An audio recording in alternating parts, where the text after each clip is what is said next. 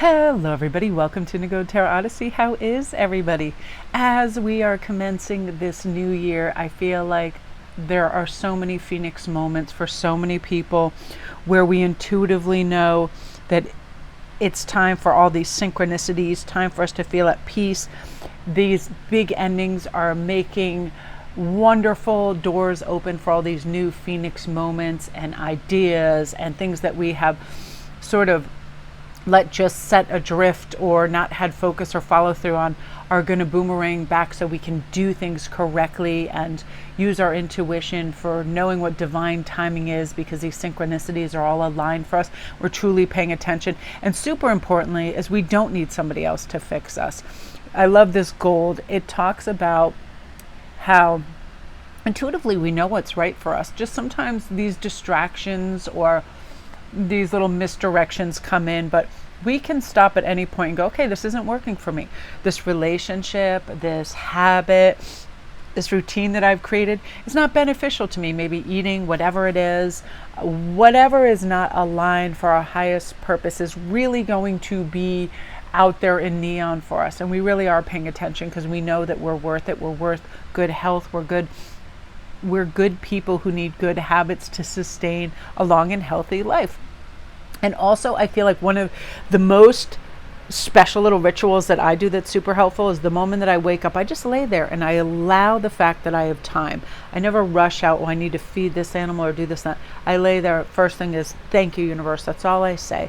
Thank you basically encompasses, our life, the fact that we're breathing, the fact that we have a family, the fact that we have everything that we need when we need it. We truly do, whether it's a roof over our head, the food that we eat. We really need to also remind ourselves that it's not somebody else that brings those things to us, the insights, the ideas, the enthusiasm, all of that. It's us that does that.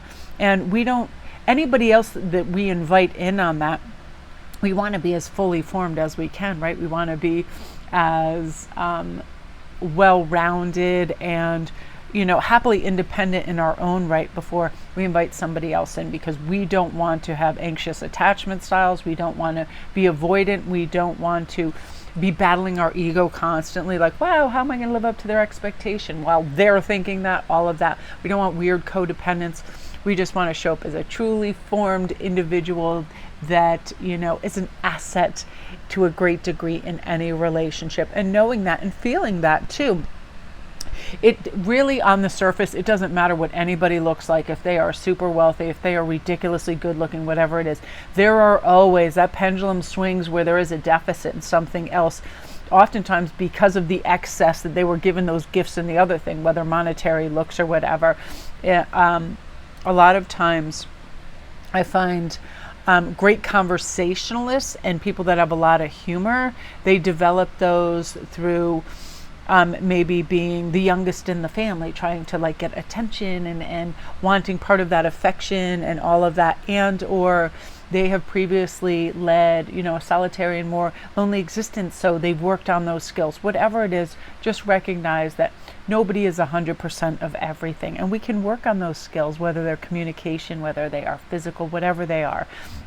And I always feel like the new year is it's a great starting point. It's just that kind of that apex moment, new year, new you, huge Phoenix moments for a lot of people, because they really, really know what needs changing and they're willing to do it, which I love. And I love this lavender, surround yourself with love, animals, people that are high vibrational, that they don't have an agenda.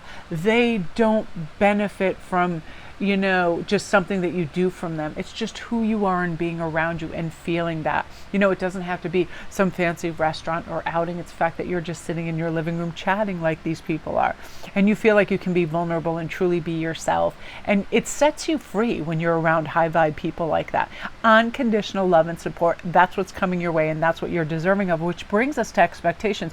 Don't seek anyone's approval. You don't need to prove yourself. In fact, the strange thing about that is when somebody's trying to prove themselves, they are leaning in, right? So most people lean back and step back from that, because when someone is trying to seek someone's approval. They are performative. They're a little over the top. It may come across as thirsty. It may come across as nosy. Whatever it is, it's leaning in too hard, trying too hard. And I feel like intuitively all of us can feel that a mile away. So why would we do that to ourselves? I feel like if we just sit back, and it's oftentimes the thing that works the best for me is silent observation. And then people become curious, like, oh, what's going on? Like, what does she think of me? What does she think of my skill set? So on and so forth, because I'm not out there trying to prove why I would be an awesome asset to a friendship group or whatever. You know, you're a self-contained unit and you're happy with who you are. And that's what makes you a magnet, not that you are coming in there. And you see it a lot on reality shows. People try with material items, you know, if everybody's carrying some kind of bag, all of a sudden they show up with that bag, that outfit, that, and oftentimes trying to keep up with the Joneses, people are going, they're punching above their weight and they have to start leasing things. Why do you want friends that only would want you around because you have X amount of dollars in your budget for clothes and houses? It's ridiculous. This is really like, and I love this because it kind of reminds me of Amber Rose, who really is like that. Like, I don't need your approval and I don't need for you to gauge or judge me. I'm happy with who I am, where I'm going. That's that sort of energy. Like, I'll tattoo my neck and face with my kid's name if I want. That kind of energy. It's like mojo to go. And it is one of those things that I feel like people, I myself truly respect when people have unique attributes and like cool tattoos, wild colored hair. I just like individuality, because nonconformists, they are unique. They carve their own path. They have unique ideas, and embrace that about yourself. You don't need to conform because you're uniquely you. And that's what if we were literally all Stepford wives? We all had the same haircut, the same look. It would be so weird. It'd be just like a herd of buffalo just all running in the same direction off a cliff. It'd be so bizarre. So with all of this together, remember, surround yourself with love. Intuitively, we know where that comes from, and let it guide us. And again, you don't need someone else to fix you. You're not broken. You're not in an irreparable state. You are just on this journey. And some of us, it's like, it is a time for healing on our path. So if we're a little more sensitive, we definitely want to surround ourselves with love, right? And some of us have reached a part in our journey where we're able to help other people and provide space and presence to truly listen to what they're going through. Honestly, I feel like that's the number one thing in the entire universe. People want to feel heard. They want to feel seen. And if you can provide that for them, it's magic. It lets them know they're special. They belong here. There's room at the table for them. And whenever or wherever we can do that, we certainly should.